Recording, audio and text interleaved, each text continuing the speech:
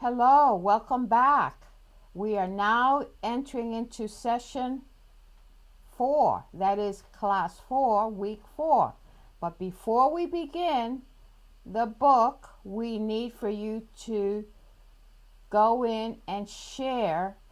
You received an email that indicates how to share the screen. That means you and I are going to share the book, and you're going to see the book based on what I do. So based on what I do allows you to see, oh, okay.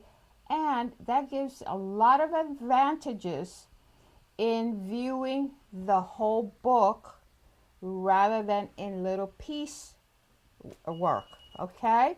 Piecework means in pieces. Now we're seeing it whole. So please press the button where it looks like 2 pages. Press that button. It is called the sharing button. So that should turn red as an active sharing. Okay? All right, good. We're now going to begin the course. And you're going to see me travel through the book while I'm speaking.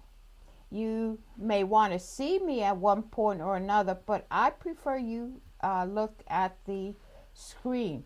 We are going to go into Unit 4, Getting a Job, Unit 4, and this is book number 3. So you have the future 3, and you're ready to begin the sections. And I'm going to go through them very quickly. Remember, this is a summary of what you finished doing for this unit. Okay, so I like to review the qualities. In many moments in looking for work, you will be asked to have an interview. One of the interview questions can be either on paper, they'll send it by email, or in person. One of the questions is, what are the qualities that your supervisors say about you? Are you dependable? Are you responsible? Are you punctual? Being on time is very important for the supervisors. So we're going to quickly review that as a picture reference, and we're going to hit qualities very quickly so that you may see what we covered a while back. Now, a while back, we had some pictures, and we're going to play audio real quickly.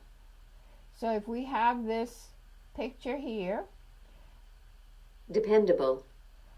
That is one quality they expect. So these are expectations, and it's really universal qualities. And let's look at the word real quick. Dependable. Are you dependable?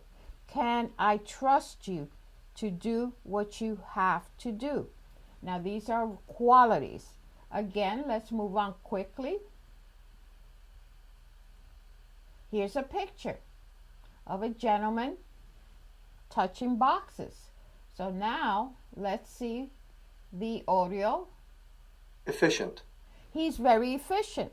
That means he has to be quick. He has to be focused. He has to pay attention to the work that he's doing. As you see, there are boxes moving. Those boxes moving, you have to concentrate. So efficient is concentrate, focus. Those are other qualities that a supervisor can say about you. So let's look at the word flip here. Okay, efficient. Efficient. Let's hear that again. It is not an easy word. It's not an easy word, but at least you know it starts with E. Efficient. Efficient. Shent. So that would be something you have to practice. Repeat. Remember, I always say repeat, repeat, repeat. And that will help you pronounce a little better, but record also. Do some recording of these words. So let's move on quickly. Here, it looks like an organized desk. I like that desk. If that was my employee, that would be a great quality. So let's see, what is the word? Organized. Organized. There you have it. So this employee I will hire. Organized. It's a good thing to say to the interviewer or the supervisor interviewing you, to say, I am organized. But a quality requires evidence. In what way are you organized? You may just have to be more specific how you are organized. The question behind, well, the answer behind the question, what they're looking for is, how do you put things together? How do you troubleshoot? So being organized is a high quality that employers look for. Quickly, let's move on. Here is a clock. So he's working on some kind of a time. Punctual. He's punctual, on time. There is no flexibility, no type of leniency. Leniency means you can come in 5 minutes later, after work starts, or 10 minutes. I highly recommend, if you're going to be moving and becoming successful, you be on time and really early, at least 15 minutes before starting time, if you really want to move forward. It is a quality that they always check in. That's why they ask you, what does your supervisor say about you? What does your friends say about you? What does the co-workers say about you? You're punctual, you're on time, you're there 10 to 15 minutes before. That is a requirement, not a flexibility. They are not flexible, okay? So let's move on and see the word. Punctual, not easy to pronounce. Punctual, punctual. And it's like, it's a CT. Yeah, it is a CT, but it is pronounced when you put all letters together. There is a sound that may not be familiar to you. That's why it's important to repeat, repeat, repeat. That word is punctual, punctual, punctual. And you're going to say, oh, let me remember that. Just record it and keep hearing it, punctual. Your critical thinking will begin to adopt it and memorize it, and you will hear it and you will say it. Once you hear it and read it the way you are right now, it's going to be very, very helpful when you pronounce it. Punctual. Next. Here is someone smiling. Oh, a smile can take you very far. And those smiles are what employers look at in interviews also. They don't like for you to be nervous. No, because if you're nervous, it may be that you're going to be nervous in the work. And they want to see that smile, give permission that you're doing a job, a good job, a well done job. A well done job means that if you're doing your job, you're smiling, you're happy. So this is a happy man. Pleasant. He's pleasant. Pleasant. That's the word, pleasant. He's a happy man. He is smiling. Those are qualities that are also physical when you smile.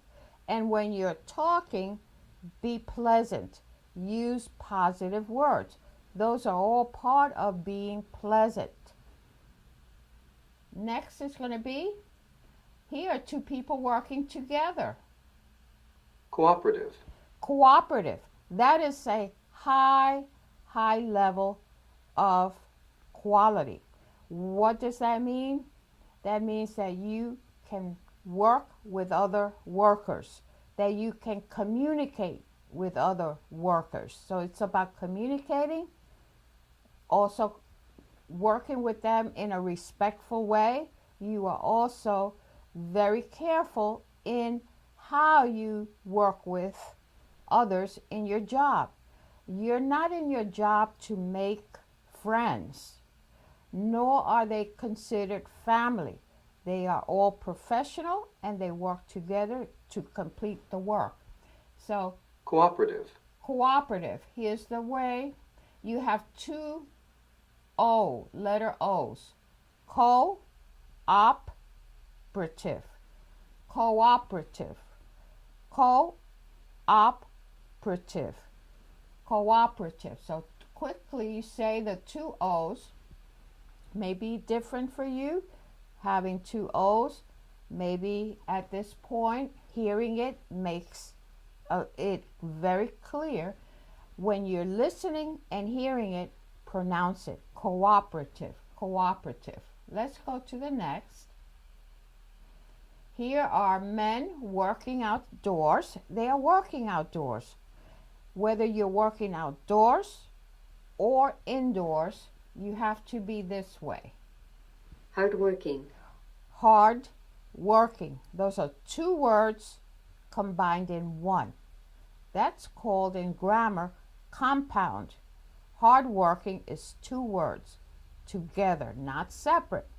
Hard working, and that is a quality. Hard working. You are a hard working employee that completes the job on time, and the supervisor is very happy with you. So that's a good point in your performance. They will evaluate you. If they don't talk to you, they will have it written that they see you working with others and you're very hardworking and you're very dependable. They look at all those qualities. So hardworking. Hardworking. If I say it fast, it may sound differently. So hardworking, hardworking. You don't hear the D. You don't even hear the R. So H-A-R-D could be silenced somehow. Hardworking, hardworking. You think they're saying heart, welcome. This is where you begin to repeat what you hear, write it, and give yourself an opportunity to find a definition. And believe me, that helps all at the same time. To hear it, hardworking, hardworking, hardworking. Based on what you hear and how you pronounce it, if you hear your pronunciation, it's going to give you a better sense of the pronunciation. So the pronunciation. So let's move on. Let's go on to the next one. Oops, was that the last one? No, here's the last one. He is very, very, working hard, very attentive to what he's doing.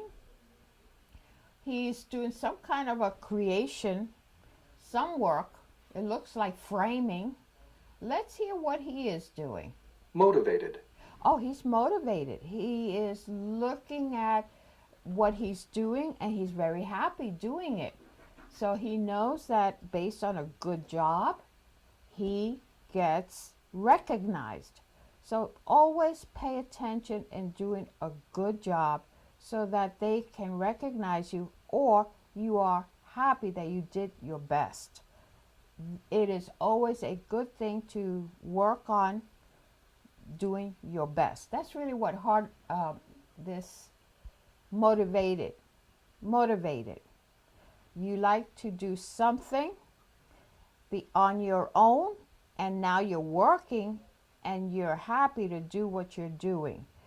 In a work environment, there are times you're doing things that are repetitive. Sometimes you're doing work that is kind of not a moment of excitement, but you are creating your future by the habits you use in working. That means generate energy by creating this level of being motivated.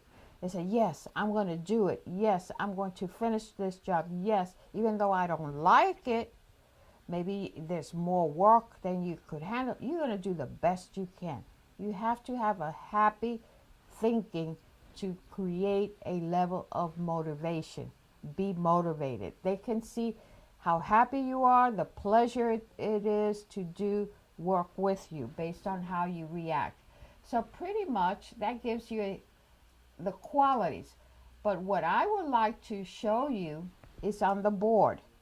On the board, I want you to see some other areas so you don't mix up the words. You learned qualities. You know what a job is. So now I just want to do a little review on occupations, right?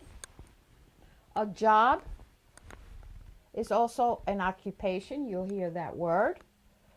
Also work, what type of work you do. Position, what position do you want? So the job is an occupation, work, or position. The job could be a cook. The job could be a cashier. The job could be an assistant manager. The job can be a nurse assistant. So we have here, about four types of jobs. Now remember, we mentioned qualities, but when they ask you, what are the duties in your previous job? What were the duties that you performed? What are the duties that you received that you had to do? This is a have to for the job duties. These are job duties. So I list them and I use verbs in the base form. Because a student asked me, what's the difference between prepare food in your resume? This is when you're writing, and prepares food with an S. There is a difference. When you're listing these duties, you're in the base form. Prepare food, part of a list. That's all it is. They use verbs as an action verb. They use verb as a bullet in your resume or description of the job that they want. So the description of the job is prepare food. Now, if you're going to use it in the form a cook prepares food. Now you have prepares food in a sentence. You create a sentence. So this cook, a cook, it could be a he, it could be a she. He prepares food. That was a question that came up in the past. So I really want you to understand that when you're listing, you see when you list, you name those duties, you use verbs in the base form. When you're creating sentences, then you use a cook prepares food, period. And that's a sentence. That's why I did a little star here to kind of give you a sense of why this is different. So in your resumes, you should always start with an action verb, which is prepare food in the base form. What happens is in your resume or description, you start saying, oh, I like to prepare food. No, they're not asking you to give sentences. They're asking, what is it that you did? What are those duties in your other job? And they want to see if that matches the job you're looking for. So you list them this way, this little dash, and list them, the ones you can work with on paper. You can have 3 to 4, not many. Don't put too many. Put the most important ones. Prepare food. That's what a cook does. I mean, how important is that? So now you're ready to set up an application. It will ask you what duties were you doing. You did prepare food. A cashier. Another example. A cashier. What does a cashier do? Well, actually, they may not manage money. That could be a manager who manages money. Maybe she can handle money. I prefer handle money. I prefer handle. Handle is you're going to be working with money, returning change. So a cashier handle money. That's what they're looking for. That's what you did in your previous job. Okay. So a cashier handles money every day. A cashier. She handles money every day. Again, a cashier handles money if you're going to use a sentence. All right?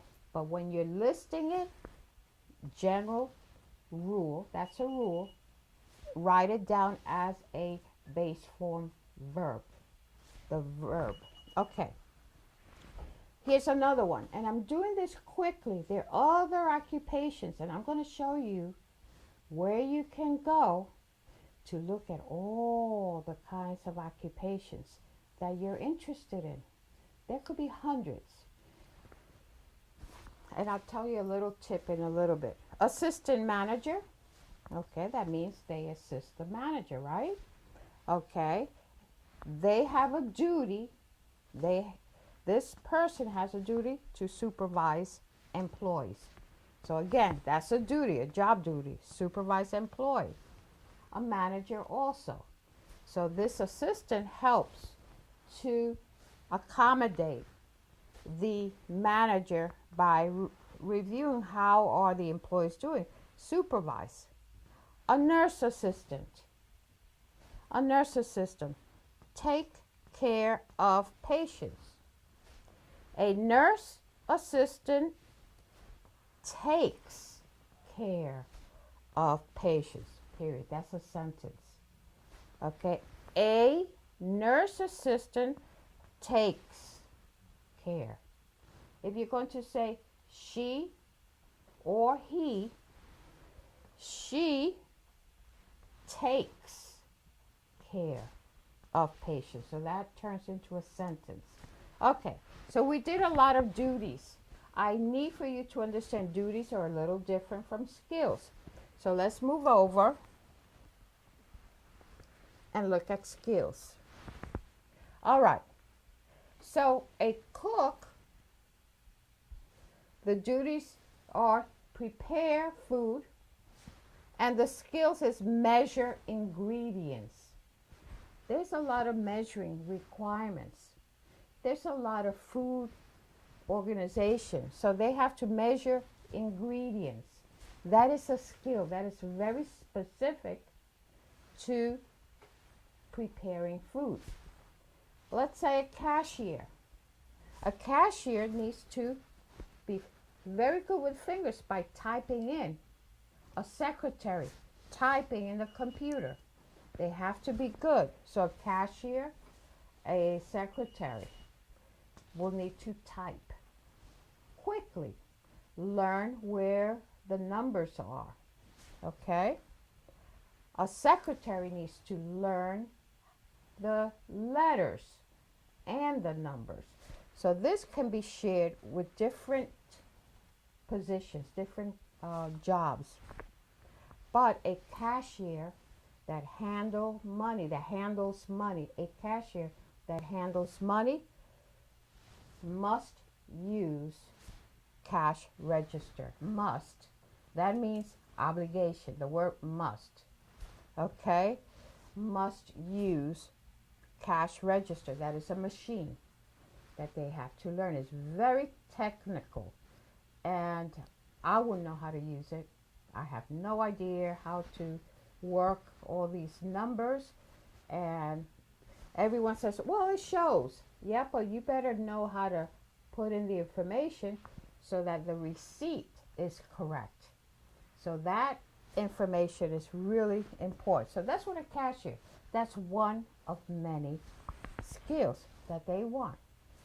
They certainly want some qualities, but we'll go through that in a minute. An assistant manager, plan schedules. An assistant manager plans schedules. Skills, plan schedules. An assistant manager plans schedules. So you have to make sure the plan agrees with the subject, which is an assistant manager. Last one, nurse assistant. Not only do they have to take care of patient, that's a duty, they need to know how to record information. Very important. That is a skill. They have to learn the medical terms, make a report of the information on the patient.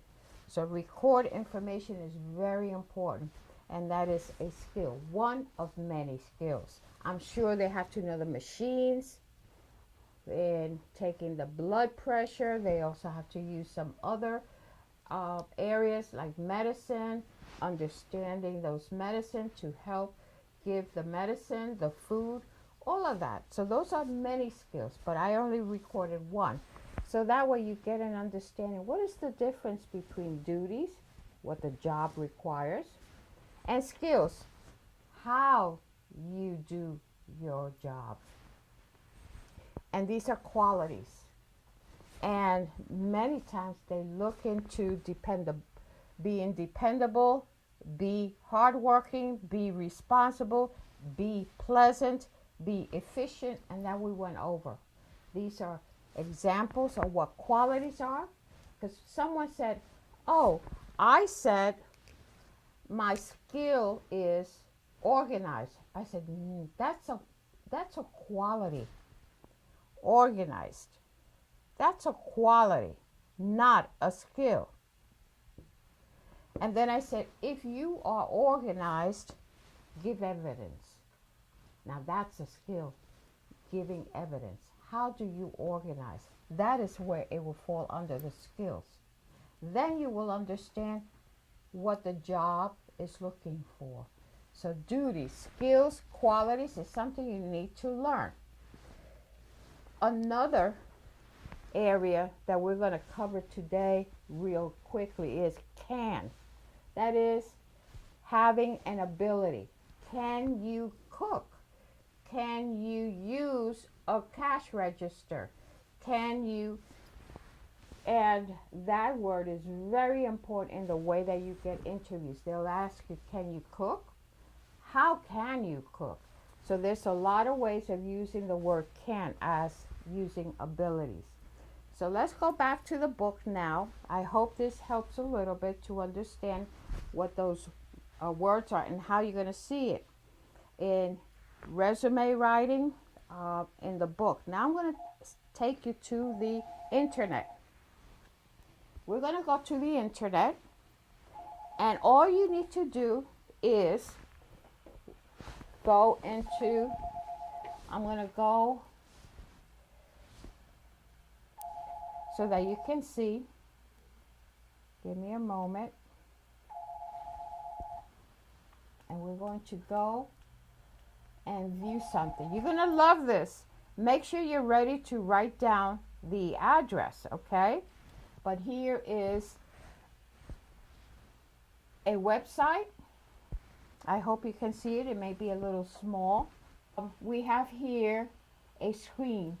It's called, now I don't know if I can point up there, but it certainly helps to follow my little mouse. My Next Move. So record this, mynextmove.org.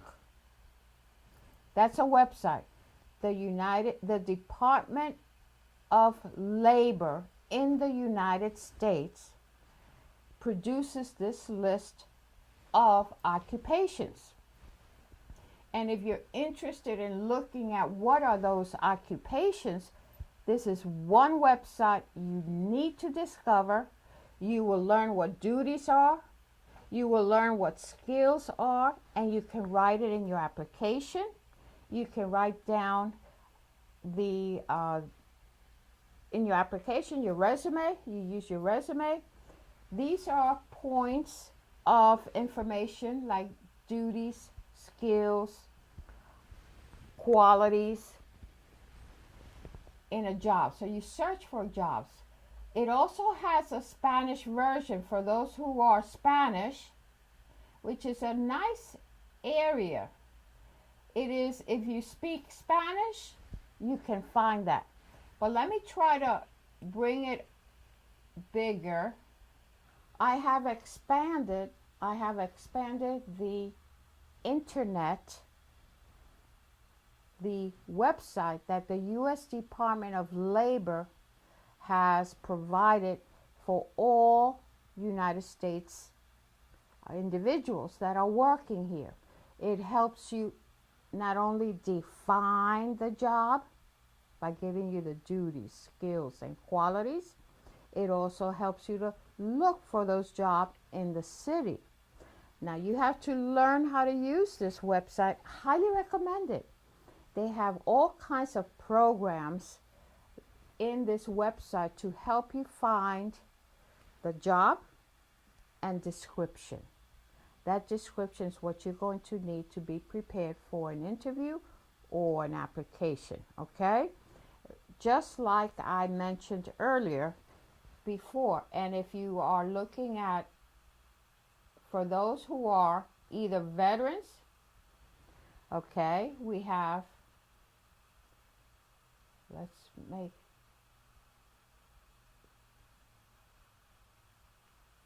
I'm looking for the arrow.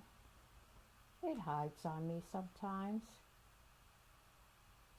You have at the bottom of the 3 boxes there, it gives you questions. Do you want to search careers? Do you want to look into the industry? Maybe you don't know very much about the industry. But if you're looking at, I'm not really sure, highly recommend that. You may not know what is going, oh, there we are. Here we are. So they're different. You see my little arrow?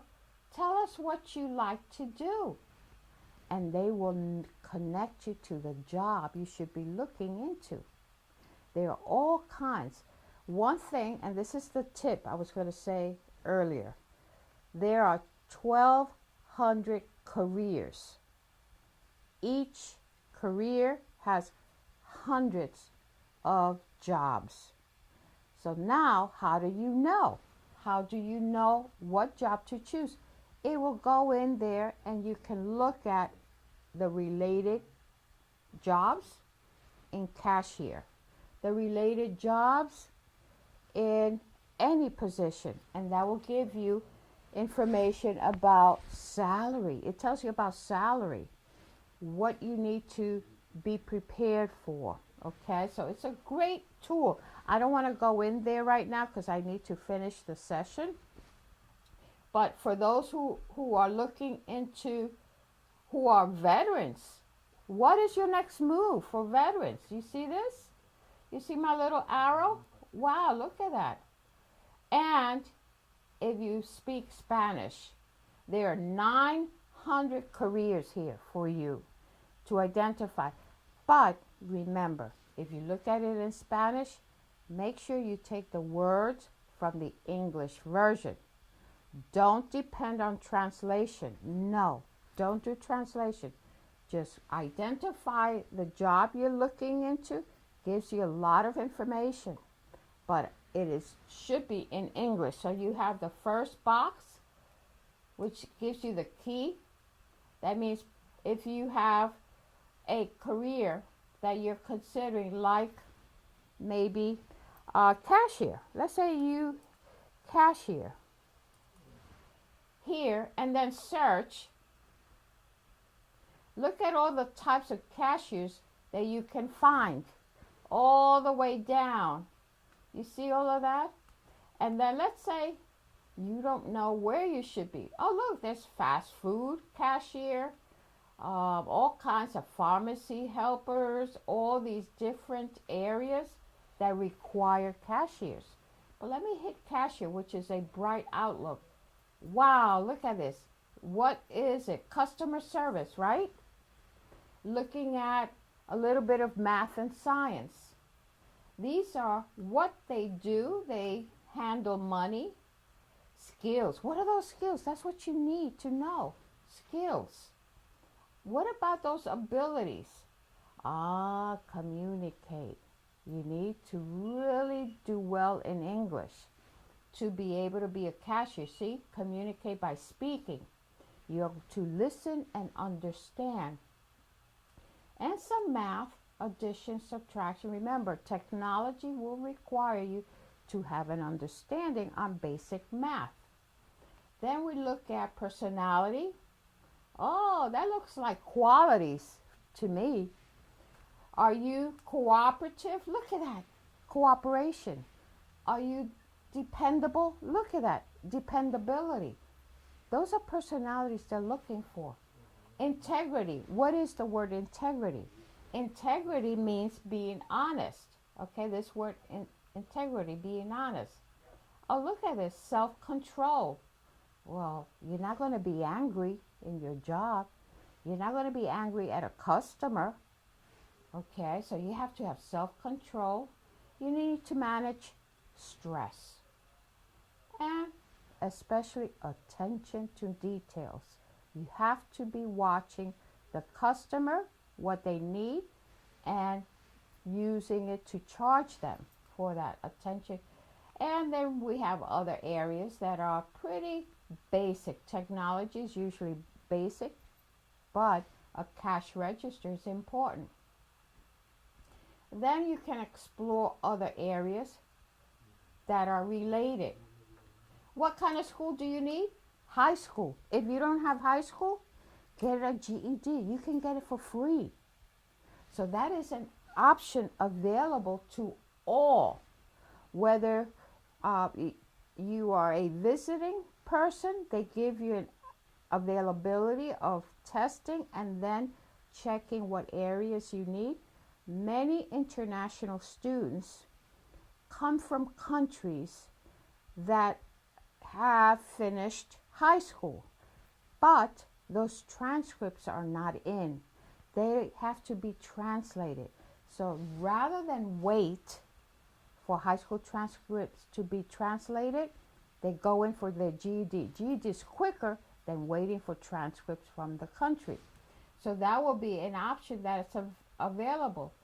You can find also, if you're starting a career, what are those licenses, certifications, but in your local high school, if you're in the United States, your local high school will give you information on how to get your GED, General Education Diploma. That's what that is, which is a high school diploma. And of course, look at it, very likely to grow. Cashiers are all over. You may find jobs here. You click on find jobs, put Orlando, Florida, if you're living in Orlando, Florida, and it will open up everything that's related to cashier. Where are those jobs? How, when to apply, and you can go to the website. So this is a great resource for you finding, getting a job. And that's what this chapter is all about, getting a job. So these are all the places that you can look at to work. It's not just cashier, maybe office clerks and on. And related. Retail, a lot of hotels in Orlando, Florida. So that's going to help you gain information. And for cashiers, anything that you want to, you see down here, more details. And I'm just going to end by clicking on this, and then you're going back. This is the report I was telling you about. I love this report because it goes into details. So if you look at the details, look at all these details here. What are the skills? What are the tools? What do you need to know? And this is all a report for cashiers. What are the abilities? What is your personality? Where can you find work? And I'm going through all the way. We know it's education, it's high school, that's all. What is your style? Related occupation. These are great words. Receive payment. Answer customer questions. These are excellent, excellent ways of using the duties. These are duties. What are the skills? One of them is really about learning using the software programs, the cash register. And it keeps going on and on. You can pick up all these special words, knowledge of areas that you already know, principles, processing, customer services. It goes on. That is pretty much a special area that I highly recommend. So, guess what? This is one of the areas in job hunting that I recommend you take, okay? So we're done. Let's move back to my English lab. Wasn't that a wonderful trip? We went into the United States Department of Labor. And great way of seeing beyond qualities. Now we're ready to look at, really, let's look at some of those yes/no questions in an interview. And I'm going to hit Grammar Coach. And if I hit Grammar Coach, you should be able to see the Grammar Coach. These are yes/no questions. And we're going to hit on that. Here we are. Are you ready? Let's listen. And I will create some conversation. I'll stop and then I'll say something of those sections. These yes and no questions are to be used in interviews, are yes and no questions. So please remember, students, you're going to have to stop the sharing. That little red box all the way at the right, just click on that. Just click on that sharing box. There should be no color in it. Once you hit that, you will be able to see the coach speak. If you don't stop the sharing, you won't be able to see the coach speaking. So I want you to see this. Okay, are you all ready? Did you find the stop the sharing? All right, so let's begin. And we're going to expand. Hi there. Today's lesson is about asking yes, no, and information questions with the present perfect. Have you studied English before? Where have you studied? To form yes. Okay, before she continues, here are sentences using the word have or has. Okay? So if you have or has, it's a question that you're going to make when they ask you, have you studied English at work or English before? Have you studied English before? And you're going to say, yes, I am taking my English lab course.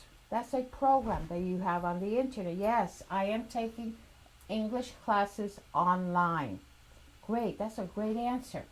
And then you have he, she, it for the verb that is correct. For the subject. Now you see the subject, he, she, it, you begin with has. When you ask a question, you're going to start with a verb. Has studied. Have you studied English before? Have you changes. So if you're using the verb to have, then he, she, it has. I, you, we, they have. Make a question, and she's going to continue on that. Okay, so let's hear what she says. No questions. We put has or have first. Then we put the subject and the past participle. Has he studied English before? Have you used English at work? Past participle. This is the first time you see past participle. What does that mean? It's in the past, sometime in the past, you've taken English. So if it's past and you have a present has, the question is, have you used English at work? And you're going to say, yes, I use English. Or have you studied English before? Have you studied? Have you used English at work? It's in the past. It is saying yes, because in an interview, they always talk about the past. They always talk about the past. So this is called a yes-no question using the past participle. And I have a little diagram that might help you look at how these are formed. It's going to help you. And in a few minutes, once she's done, I'll show you that outline. That outline is available. Just look at it and you will see the different. I have 8 different tenses. And here is a present, past sentence, and you're going to see what are they called in grammar. We'll look at that. I don't want to say it too early. So let's continue. We can use short answers for yes-no questions. For example, we can say, yes, I have, or no, I haven't. Interesting. When you have a short answer, yes, I have. Have you studied English before?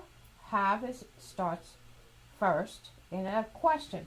But when you answer, yes, I have, then it changes. The have comes after the subject, and that is a normal conversation.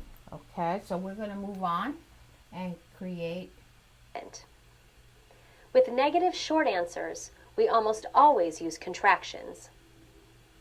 To form information questions, add a question word or question word plus noun before has or have. Where has she studied? Which schools have they attended? Interesting. The where, which, who, what, how question is informational.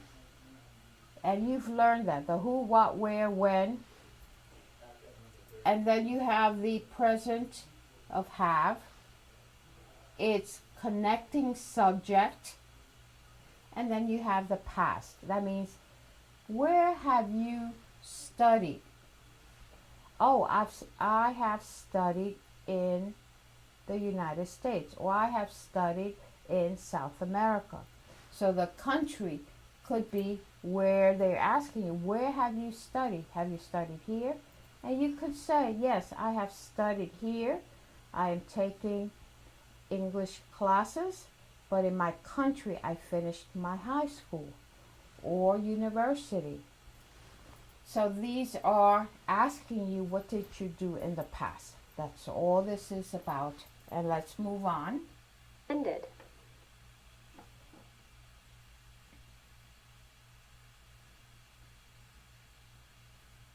And let's minimize that. And remember, I promised to show you something. So now let's go back and hit share. I need for you to go back to the book. I may not be able to do other videos. I don't know how much time I have, but make sure you hit share again in your computer. That little red box where it has those like 2 pages, that should be red right now. So I'm going to continue and show you something very interesting in the way that's going to help you these past participle. And let's look at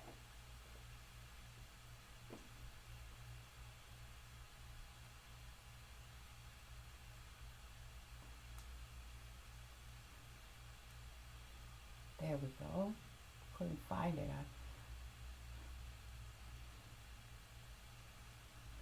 Wow. Many of you are saying, what is a noun? What is a verb? What is a subject? You learned how to organize those sentences, the experiences you have speaking it. Maybe you don't have experiences speaking it. Now you have an opportunity to kind of organize the sentence so that it prepares you to speak. Okay, here I put down 8 different tenses using the word I is the subject, but the subject can be you, he, she, we, they, but the subject I used here is I use the base verb play. I use the noun tennis. Now I'm going to put that into sentences. I try to organize it in a way. Now that you see let me just get my arrow. Here we are. I play tennis. Very clear. Those 3 words complete a sentence. So that's called present simple. In many books, it's simple present. Simple present or present simple. So here, I play tennis. Play being the verb, the base verb. Now, let's go to the past. I organize it with present, past, and future. Here's the past. I played tennis. Okay, you play tennis. Do you continue playing tennis? Maybe evidence that you need to bring up. Yes, I played tennis when I was in college. I no longer play tennis. So that could be a little conversation piece in your interview. Job interviews will ask you, what is your hobby? What are you working for in your personal time for yourself? You have a hobby. You like to have time playing tennis. So this is an example. So past simple, I play tennis. Future simple. Future means tomorrow, next week, whatever month you're considering. I will play tennis. I will play tennis. That's my plan. I played tennis while I was in college, but I will play tennis. Next is present perfect. So now we start again with the present, past, and future. So I try to organize it present, past, future. Here is present perfect. Remember how we just mentioned it? Okay, we just mentioned have and has.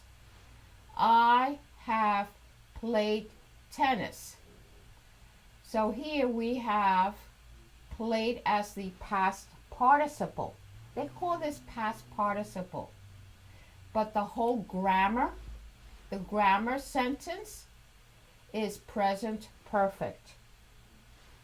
Okay, present perfect. That's what this past participle is doing for the present verb have. And it's the way you described that some time ago you played tennis.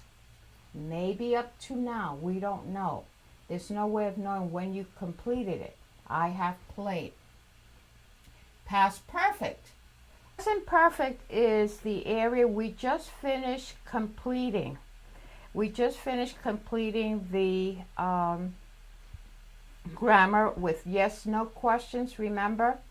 And how the past participle, well, the past participle is played. This is the past participle. We use this past participle in the questions of yes and no using have. Have you played tennis before? Remember that question? Have you played tennis? That is the verb have and past participle. So here it is. It is called present perfect. Now you don't need to memorize the grammar, name. You just need to remember how to communicate ideas, how to make conversations of things in the past or present, past, and future.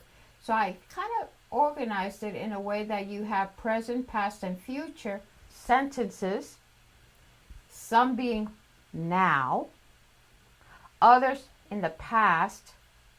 Here is something has happened in the past, maybe continuing.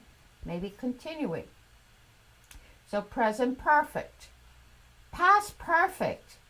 I had played tennis, but I received an injury in my arm. I had played tennis for a long time, but I had received an injury on my arm. So that means that, yeah, there was some time ago, we don't know, start or finish, and you are looking at the sentence I had played. This is an action that has ongoing, stopped sometime in the past. And you're going to say, but doesn't that sound like what you just mentioned? I have played, that means it continues. I had played, that means complete. The past was completed somehow. It was ongoing. We don't know the beginning or the end. Future perfect. You are practicing tennis.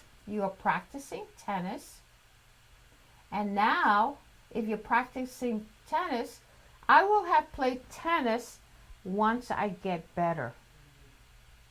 Once my arm feels better because it had an injury, once I do that, I will have played tennis before the tournament or before the contest. And then I can join the contest. That means I'm going to play and win a prize. I'm hoping I feel better. I will have played tennis. That's in the future. I will have played. You may not be using that right now, but don't feel like you have to. They may ask you a question. If they say, when are you going to finish your degree? If you have not right now, when are you going to finish your degree? I will have finished my degree in December. And then you can start work. I will have finished. That means there's a plan in the future. You give them a month maybe. I will have finished my degree by December. So next, present continuous. I am right now playing tennis. I am playing tennis right now. I am continuing to play tennis. I'm continuing. So present continuous is one tense.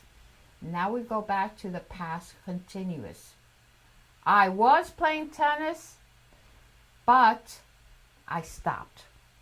I started my degree, so I could no longer play tennis.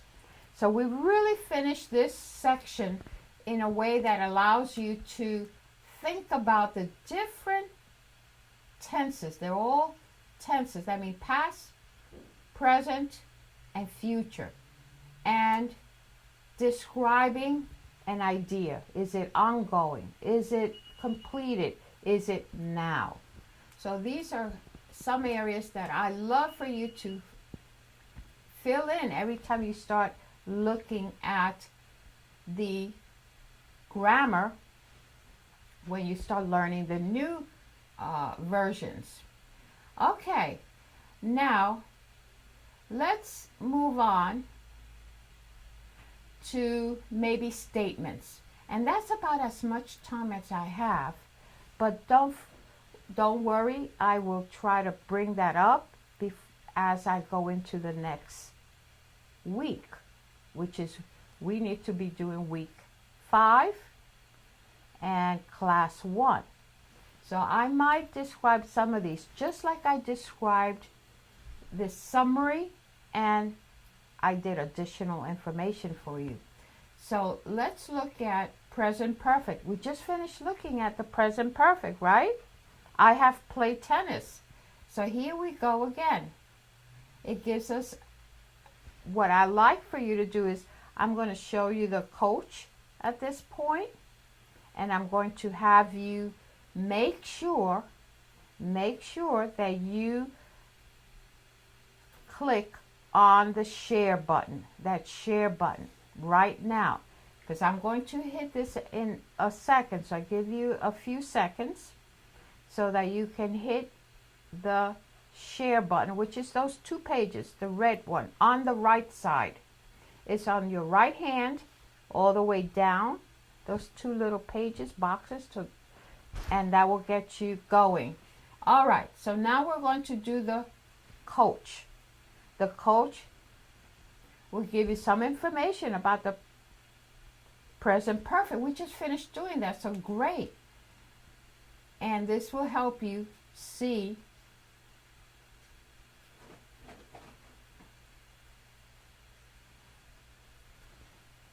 Hi, today's lesson is on the present perfect with for and since.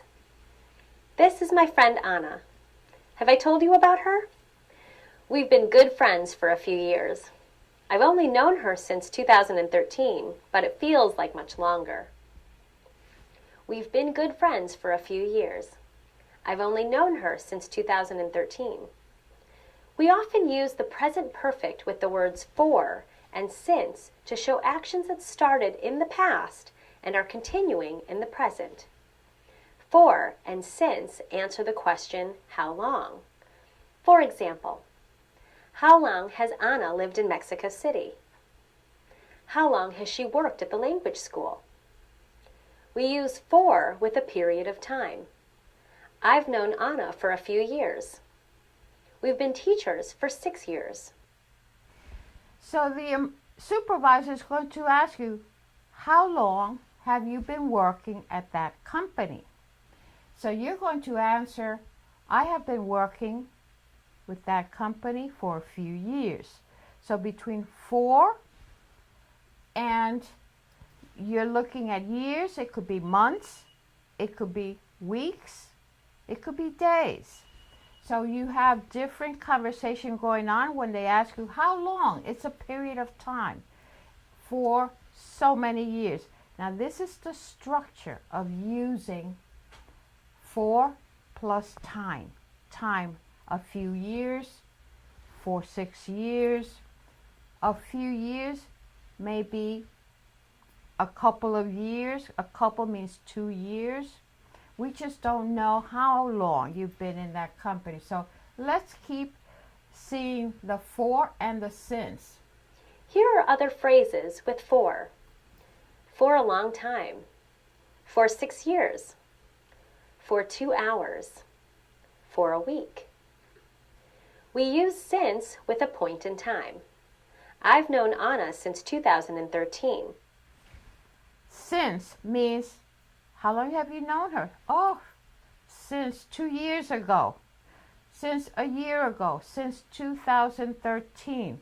That means there's a period of time in the past that you have continuously known or worked or played tennis. So let's continue. We've been teachers since we finished graduate school. Here are other phrases with since. Since 2013. Since yesterday. Since 4 o'clock. Since I came to Mexico. And there could be lots of questions that the employer's going to say, how long. When you have how long, you have to determine for a few years or since, knowing the past. So what is that past? How long ago? Could be the word how long ago, could be few years, months, hours. Oh, I met him 2 hours ago. I met him 2 hours ago. I have since not seen him. And now this not can be a negative sentence when you answer, no, I have not since 2013. I have not known the boss since 2013. I have not. But this is in the present, where since the past. That's all. Let's let her finish. Remember to use the present perfect with for and since. I've known my best friend for 8 years. I have known. I've is a contraction. Known is the past. I have known. Remember past participle, known? Okay, present perfect. I have known my best friend for 8 years. Not.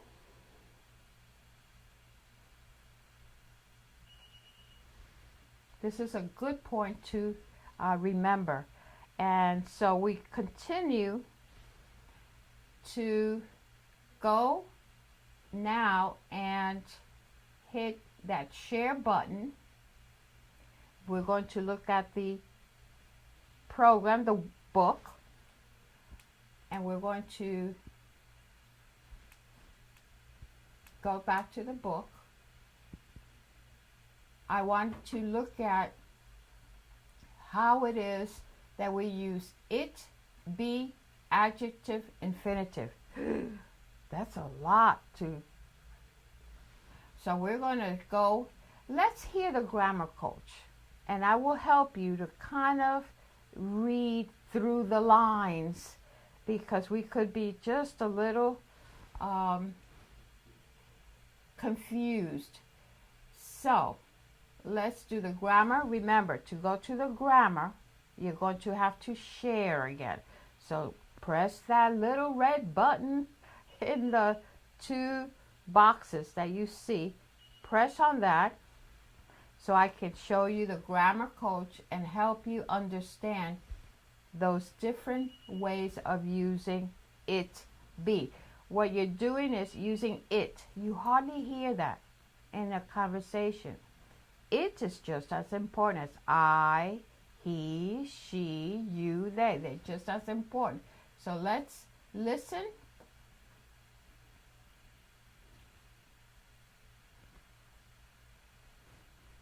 Hello. Today's lesson is about it plus be plus adjective plus infinitive.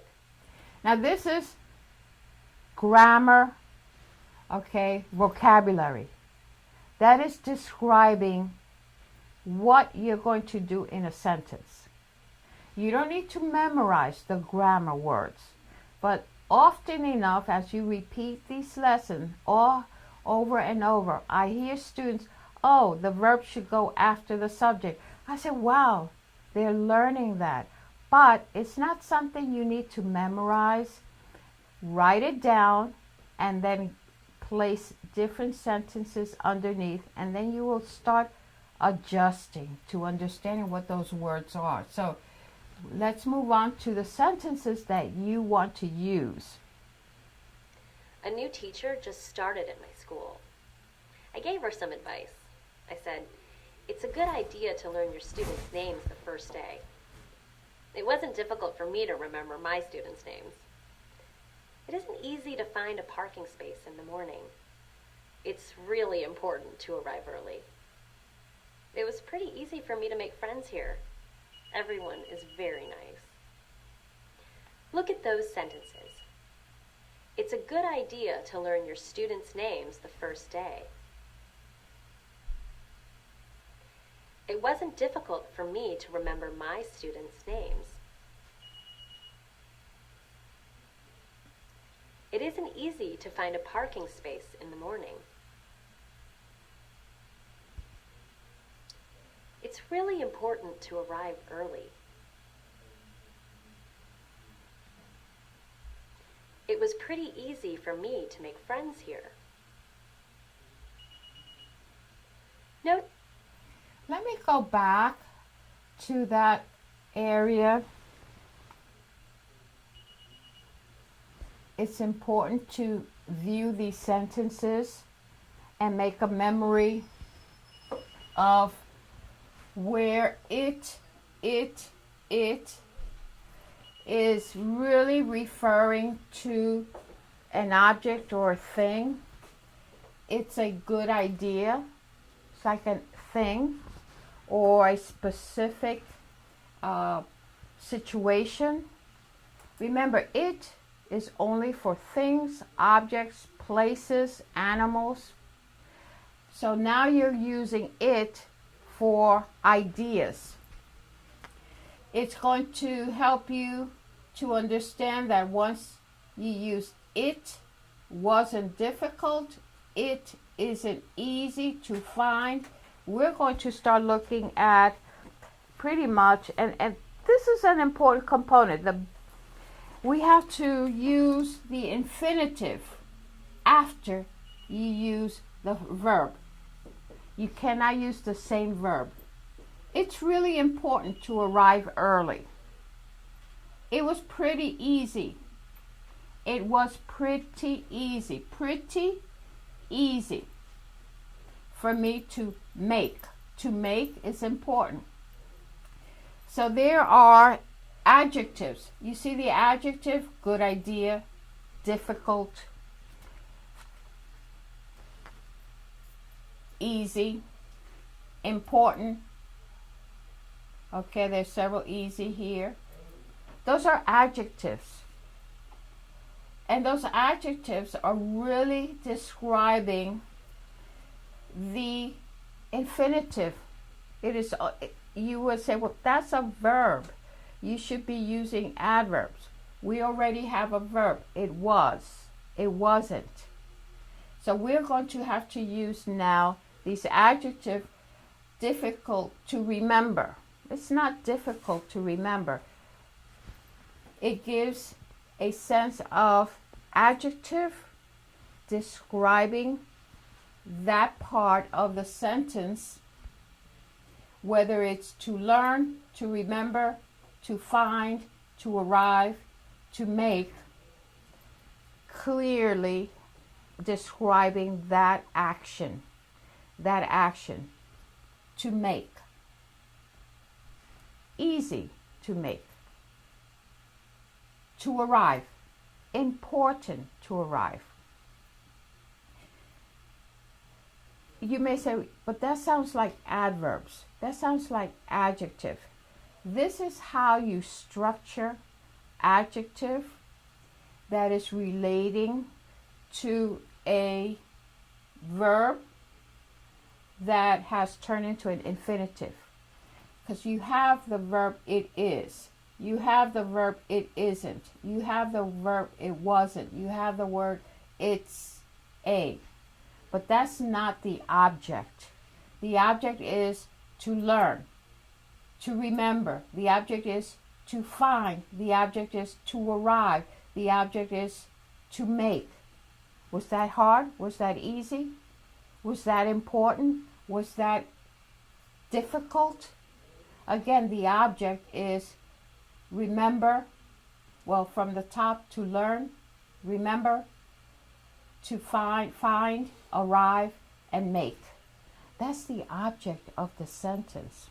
So you're describing what that infinitive turned into, like a noun. It's describing that verb.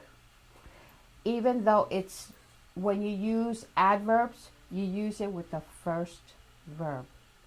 When you're using adverbs, you're using it with the first verb. No, not in this case. It was in the past. It is in the present. And that gives you a set of sentences. You should write it on paper. you should look at changing that a little bit and then making your own sentences. And what you're doing is, it is really important. What is important? To arrive early. What is pretty easy? To make friends. And we go back. What is a good idea? To learn. It gives you a focus. It's like an object, but it's in the infinitive, because learn is a verb. Remember is a verb. Find is a verb. Arrive is a verb. And certainly make is a verb. So now you have to do a little juggling. It's kind of building up and down a use of many verbs, but there's some verbs that do turn into nouns. They have a way of forming into a noun. So I'll leave that there and continue this to make it a continuous conversation. I left it there for the description to help you adjust to verbs that sound like nouns, but they're object of the sentence. Notice the construction of these kinds of sentences. First, they begin with it. It is followed by a form of be, like is or wasn't. The verb be is followed by a noun phrase, like a good idea, or an adjective, like difficult. After the adjective or noun phrase, there is an infinitive, to, plus the base form of a verb. Sometimes there's a prepositional phrase, like for me, before the infinitive. Here are a few more examples of these sentences. It's important for you to come to class on time. It's necessary for teachers to remember students' names. It was a good idea for us to look at these examples. Lovely. This gives you another set of sentences where it is referring to an object that's coming up. It is important to come. What is important? It is important to come to class on time. It is necessary. What is necessary? It is necessary to remember students' names. And in between, you say, for you, for teachers, it was a good idea for us to look at these examples, The focus of the sentence, the main focus is to look, to remember, to come. That's the focus. So we're kind of finished with this area. You're going to say, oh, so when it's a focus, the main point of the sentence, then you can look at adding adjectives to increase the level of that conversation. It's like very important. It's necessary. It's a must. It's a great idea. You're giving it a higher level of importance, whether it's good or bad, but we're doing good here. Okay, so let's move on. And here, What do you think? What advice do you have? what do you think? Look at creating sentences when you are using it, be, adjective, and infinitive. So it, be, you all know it begins with it. That's an easy one. Okay, so you know, so let me just bring that. It is important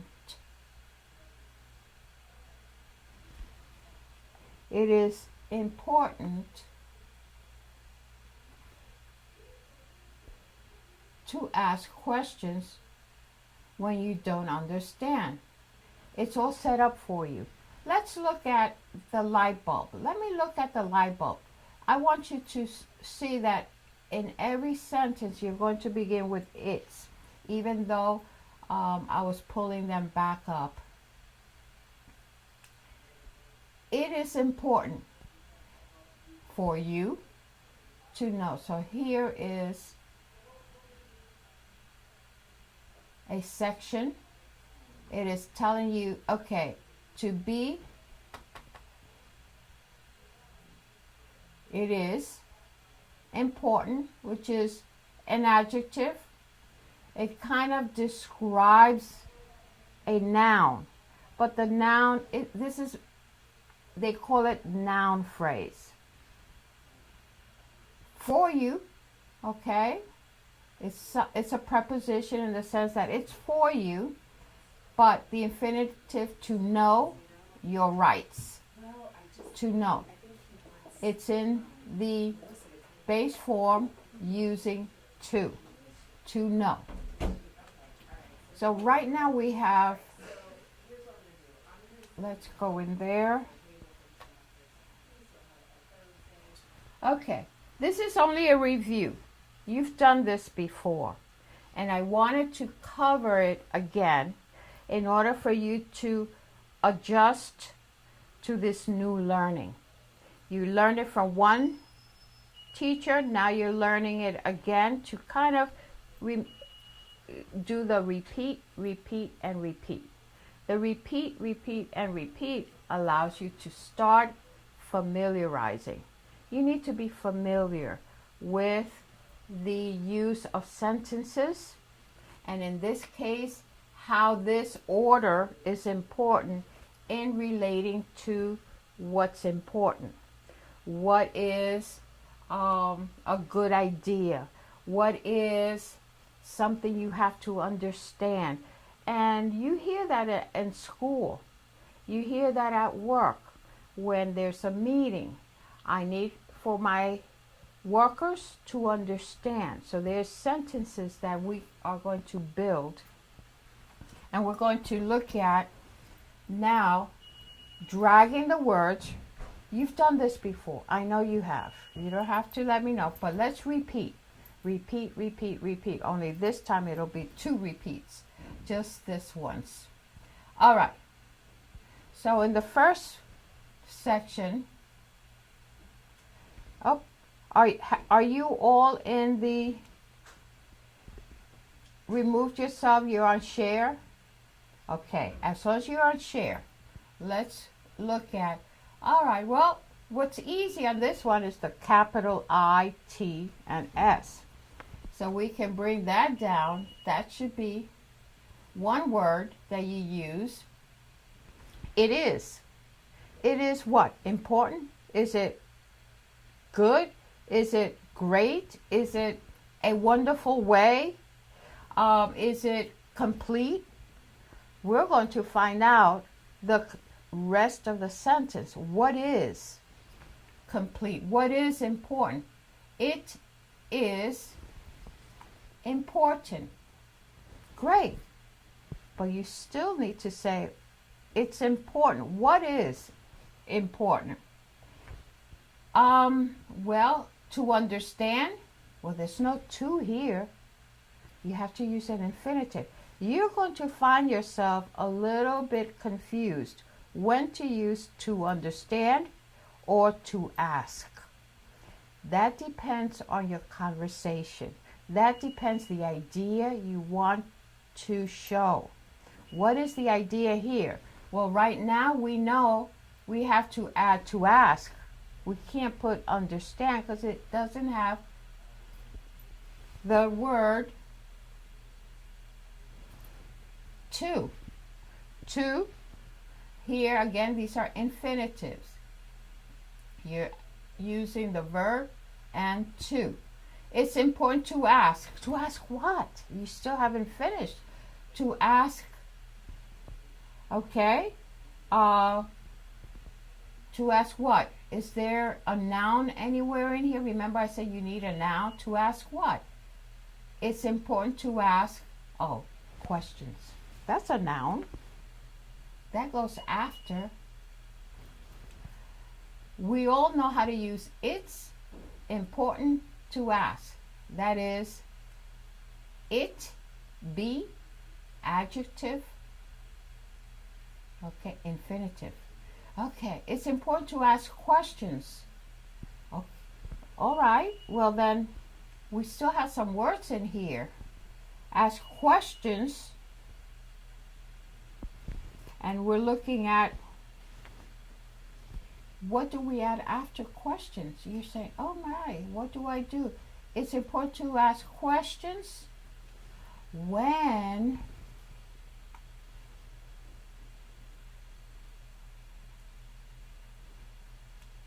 you, now you're in that when you don't. When you don't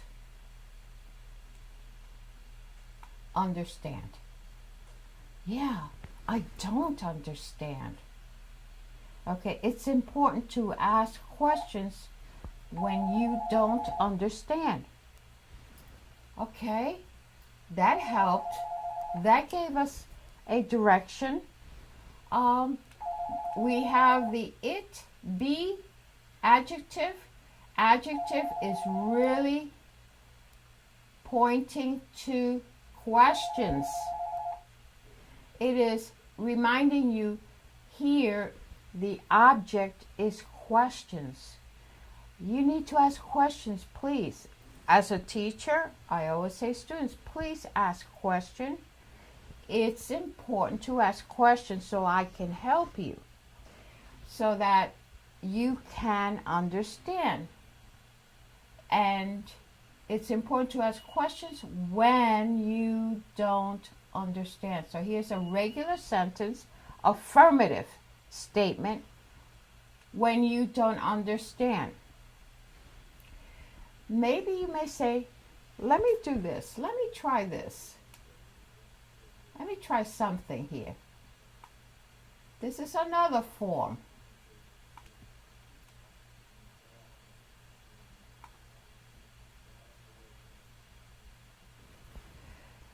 You don't, well, if something moved here. Let me put this back here. When you don't understand, ask questions, right? When you don't understand, ask questions. But the two does not fall in correctly. When you don't understand, to ask questions? No. Understand, this is not an infinitive that belongs there. What should be there, when you don't understand, it's important to ask questions.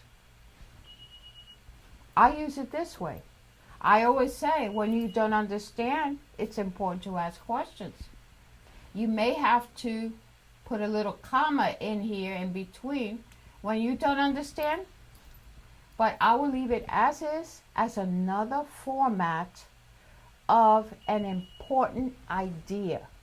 So conversations can change, but you must always keep it is important about, the questions, which is the focus, to ask questions. It's important to ask questions. You can leave it alone. You can just leave that alone, because I say that to you a lot. But they are to stick together like glue. You have an adjective that comes right before the infinitive. You see the order? Come on.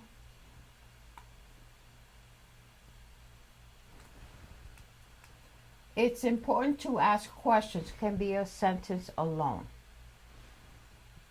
But when you use when, it's incomplete. You would have to use, it's important to ask questions when you don't understand. Someone's going to say, when you don't understand, what do? It's important to ask questions. Okay. You know, conversations can change a lot, but the structure of it is important to ask questions is important. That order, that set of words together, and it will complete your emphasis on an idea. So the emphasis are all along. They all have an emphasis. Arrive early, not late. Understand. You know, yes, it is difficult. We know. Very important to complete the application. Okay, neatly, not messy. You're emphasizing a point. When you emphasize a point, like necessary, difficult, good, important, you are actually using it is, the adjective and infinitive. When it's an emphasis on an idea or point that you want to make to someone. I hope that makes it clear to you, and you can play with sentences, and you can certainly keep the form that was introduced to you. Well, I hope to see you next week, which is session 5. Remember, I'm going to be there waiting for you. Session 5, and it's going to be week 5 as well. We're almost finishing our 6 weeks. Wow.